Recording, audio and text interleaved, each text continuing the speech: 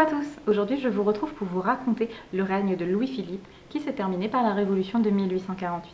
Allez, c'est parti, retour en arrière. Louis-Philippe devient roi en 1830. Il est choisi après l'abdication de son cousin Charles X. Louis-Philippe est donc duc d'Orléans. C'est une branche cadette de la famille des Bourbons. Je vous montre ici rapidement le... Vous pouvez voir qu'en fait c'est une branche qui est issue d'Henri IV en fait, voilà. Les familles royales se divisent toujours puisqu'il y a souvent plusieurs enfants et hop les familles, c'est une branche cadette. Vous allez à partir de ce moment-là avoir une opposition entre les légitimistes, ceux qui considèrent que le titre de roi aurait dû passer à un descendant de Charles X, et les orléanistes, ceux qui considèrent que c'est bien le duc d'Orléans qui doit devenir roi et ensuite sa descendance. On revient toujours à une monarchie constitutionnelle, mais cette fois-ci, Louis-Philippe ne devient pas roi de France, mais roi des Français. Et c'est important, parce qu'au lieu de gouverner un pays, un État, il va gouverner des Français. Et encore, gouverner, ce n'est pas tout à fait le bon mot, mais on verra par la suite pourquoi. Le règne de Louis-Philippe va être appelé la monarchie de juillet, puisqu'elle se met en place à la suite de la Révolution des Trois Glorieuses, qui se déroule les 27, 28 et 29 juillet 1830. C'est une monarchie qui se veut libérale, où on va avoir des libertés plus importantes et des compromis très très réguliers, afin de conserver les acquis de la Révolution, mais aussi la monarchie qui, pour beaucoup en France, encore à cette époque-là, est une solution pour unir le pays. Louis-Philippe renonce officiellement au titre de roi de France de droit divin, c'est-à-dire il renonce à la monarchie absolue de droit divin, celle qui était faite jusqu'à la Révolution. Le roi est choisi par les hommes, choisi en partie. Louis-Philippe n'est pas sacré, c'est-à-dire qu'il n'y a pas une dimension religieuse. Il est instauré roi, c'est-à-dire qu'il y a une cérémonie dans laquelle l'Assemblée va lui dire « ça y est, vous êtes le roi des Français ». Comme je vous le disais, il y a des tensions entre les orléanistes et les légitimistes. Et ça se retrouve au niveau des lois proposées et au niveau de l'Assemblée. Par exemple, je vais vous citer 3 personnalités très importantes à cette époque. Tout à gauche, vraiment à l'extrême gauche du clivage politique, nous avons Odilon Barrot.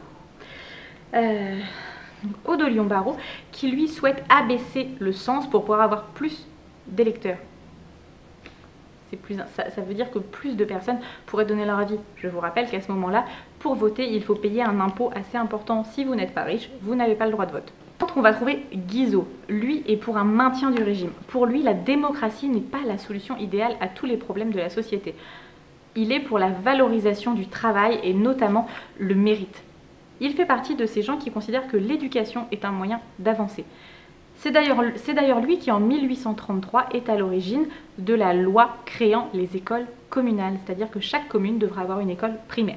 Il est aussi celui qui, dans chaque département, va mettre en place une école normale pour les instituteurs, pour créer les futurs enseignants. On a un autre homme très important qui va avoir une influence très très grande, c'est Adolphe Thiers. Adolphe Thiers souhaite limiter les pouvoirs du roi. En gros, pour lui, c'est les assemblées qui doivent gouverner. Il a une phrase qui est restée célèbre, je vous la mets ici. Le roi est là pour régner et non pour gouverner. En gros, le roi est censé être une belle plante, servir de symbole pour les Français, mais c'est les assemblées qui doivent faire les lois. Le règne de Louis-Philippe est marqué par de nombreuses crises dans le gouvernement, parce que voilà, il y a des tensions, on n'est pas toujours d'accord, et du coup, en gros, c'est à qui va vouloir être... Louis-Philippe arrive tant bien que mal à faire l'équilibre avec tout ça.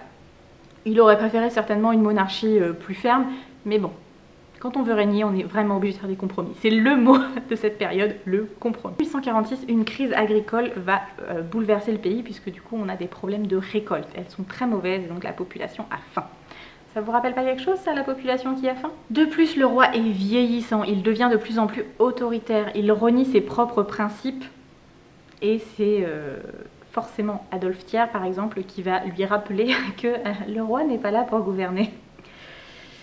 Louis-Philippe cherche à revenir vers une monarchie plus dure, parce que le peuple n'est plus prêt à l'accepter. Les revendications grandissent et le roi devient de plus en plus impopulaire. Il y a des manifestations qui se mettent en place et celle du 22 février 1848 tourne à l'émeute. C'était une manifestation organisée par des étudiants et des ouvriers qui dénoncent les conditions de travail, dans les usines notamment et dans les mines.